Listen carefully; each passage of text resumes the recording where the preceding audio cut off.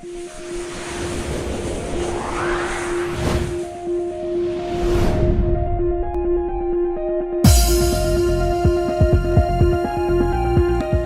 selanjutnya kami persilahkan kepada media untuk mengajukan mungkin kami persilahkan.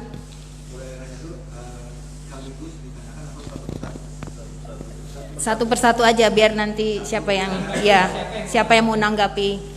Ya, kami persilahkan.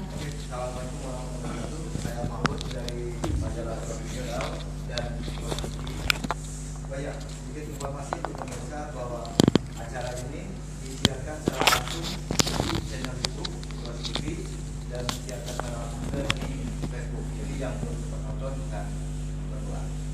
Pertanyaan yang menarik satu, sebelum saya masuk ke pertanyaan, di sini ada tanggapan dari pemirsa.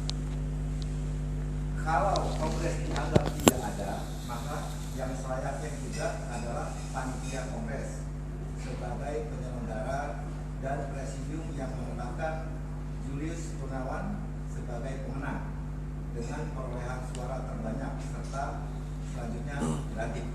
Itu tanggapannya tadi ditanggapi.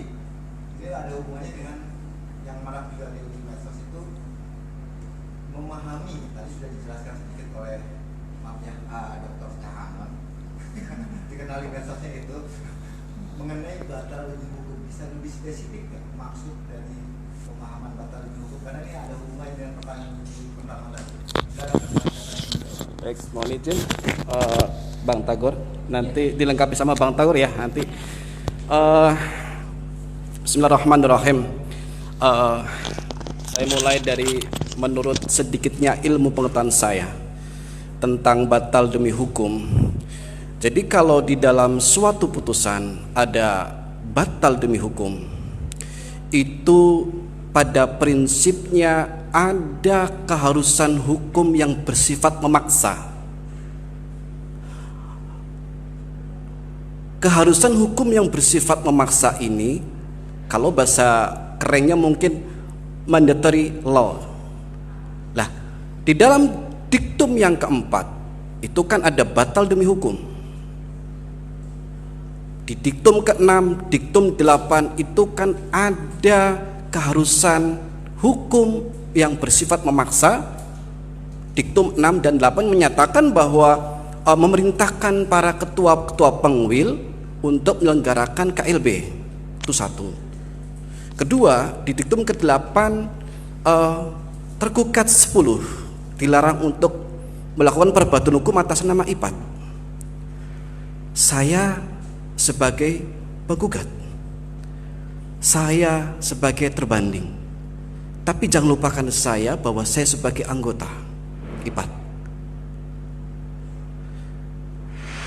Kalau diktum ke-8,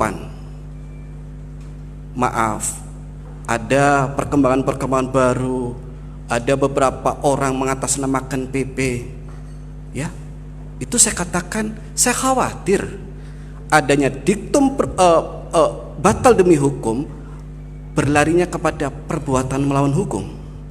Karena di dalam putusan batal demi hukum sesungguhnya itu saya katakan itu sudah dianggap tidak pernah ada. Nah, berkaitan dengan tadi pertanyaan dari pendengar, maaf bukan pendengar ya, pemirsa ya, bahwa di situ ada harusnya kan yang digugat adalah penyelenggara kongres. Mungkin ada OC sekira seperti itu ya, atau mungkin ketum yang dulu yang terhormat Pak Safran gitu ya. Sesungguhnya para pihak tersebut sebenarnya digugat oleh kami. Begitupun caketum dijadikan oleh kami sebagai para turut tergugat. Namun beliau-beliau termasuk penyelenggara itu turut berdamai di kita, bersama kita, difasilitasi oleh Majelis Hakim Pengadilan Negeri Jakarta Barat. Yang digugat itu bukan, maaf yang saya hormati, Pak Julius Purnawan sebagai pribadi, bukan itu. Tapi tata cara mekanisme penyelenggaraan kongres tersebut yang menurut kami menurut sempitnya ilmu pengetahuan kami itu tidak sesuai dengan anggaran dasar anggaran rumah tangga.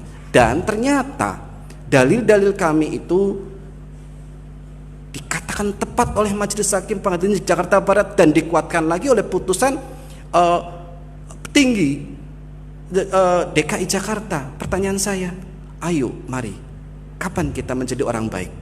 Terima kasih. Assalamualaikum warahmatullahi wabarakatuh. Jadi pertanyaan pemirsa, untuk panitia, kemudian presidium, termasuk juga ketua yang lama, ini sudah kita masukkan di dalam gugatan. Mereka semua adalah tergugat dan para caketum itu termasuk turut tergugat. Nah, tentunya hal demikian apa yang telah disampaikan oleh rekan Taufan, kami nambahkan dengan adanya diktum 8 kemudian juga 6 batal demi hukum, jadi semuanya ini menjadi tidak pernah terjadi. Mungkin sempat terlupa permisa bahwa kenapa tidak digugat semua. Ini bagian besar yang terkait di dalam pelaksanaan kongres itu sudah kita masukkan sebagai tergugat.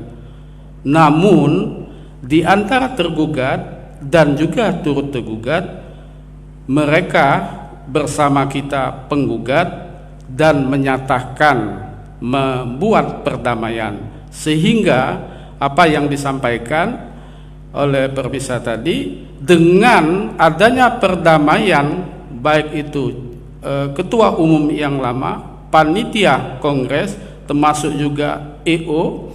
Nah, ini mereka dalam arti dengan adanya perdamaian secara langsung bahwa memang benar bahwa kongres tersebut ada permasalahan. Mungkin itu saja yang dapat kami sampaikan. Terima kasih kepada rekan Jul Rashi. Menarik pertanyaan dari pemirsa, dan ini sangat bagus karena merupakan sekaligus buat kami untuk menjelaskan sebenarnya siapa saja pihak-pihak yang telah kami gugat. Dari jumlah itu ada 14 pihak yang digugat, dan bahkan IO-nya sendiri kami gugat, yang sebenarnya itu adalah orang luar, di luar struktur daripada kepanitiaan dan juga pelaksanaan Kongres IPAT di Makassar. Medienda, itu penyambung lidah anggota. Jadi adapun dalam perkembangannya seakan-akan ini ya, dalam tanda petik hanya 3 orang yang kami gugat, yaitu dalam hal ini si tergugat 10 saudara Julius Purnawan, terus tergugat 7, tergugat 8, sama tergugat satu lagi 3 ya. Itu karena yang lainnya. Jadi ini ya, yang karena yang 10 itu ada yang memang berdamai sesuai dengan mediasi yang digagas oleh Pengadilan Negeri Jakarta Barat, dan ada juga yang memang 3 orang dari tergugat itu yang sampai saat ini tidak memberikan tanggapan apa-apa, sehingga secara hukum ketiganya dianggap menerima segala konsekuensi daripada gugatan ini, termasuk hukuman mungkin yang nanti ada dikenakan pada mereka, terutama menyangkut masalah nanti ganti ruginya. Jadi mohon maaf rekan-rekan anggota IPAT, yang kami gugat itu sudah lengkap, karena kalau tidak lengkap gugatan kami tidak akan diterima, mungkin malah akan diputus NO karena kurang pihak. Jadi dari sini, dari proses perjalanan perkara ini sampai pada putusan pengadilan tinggi, itu sudah tidak ada yang perlu dilakukan dalam hal pihak-pihaknya. Jadi adapun pihak yang tersisa sekarang ini adalah pihak-pihak yang belum terbuka, terketuk pintu hatinya untuk memajukan untuk menyelesaikan segala permasalahan yang terjadi di Kongres IPAT Makassar.